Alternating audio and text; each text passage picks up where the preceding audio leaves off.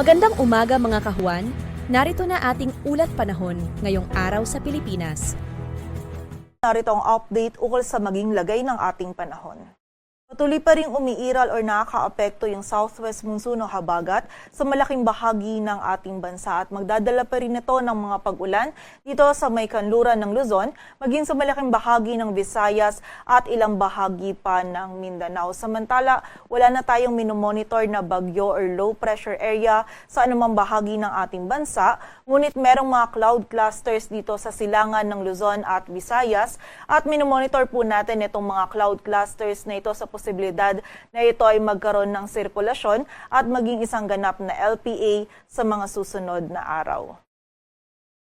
At para nga sa maging lagay ng panahon ngayong araw ng Sabado, huwag pa rin po natin kalilimutan yung ating mga payong at kapote kapag tayo ay lalabas dahil meron pa rin tayong mga pag-ulan na mararanasan lalong-lalo na yan dito sa kanluran ng Luzon, partikular na yan dito sa Pangasinan, Zambales, Bataan, Cavite, Batangas, Occidental Mindoro, maging dito din sa bahagi ng Metro Manila, dulot po ito ng habagat. Sa pagsapit po ng tanghali hanggang sa gabi or madaling araw ay mas tumataas po yung tsansa nitong mga pag-ulan nito at paminsan-minsan ay mga malalakas na pag-ulan yung posible nating maranasan. Kaya pag-iingat po para sa ating mga kababayan sa posibilidad ng mga pagbaha at pagguho ng lupa. Samantala, sa nalalabing bahagi naman ng Luzon ay magiging bahagyang maulap hanggang sa maulap yung ating kalangitan. May tsansa pa rin ng mga biglaang pag-ulan, pagkilat at pagkulog, dulot pa rin ng habagat at ng mga localized thunderstorms.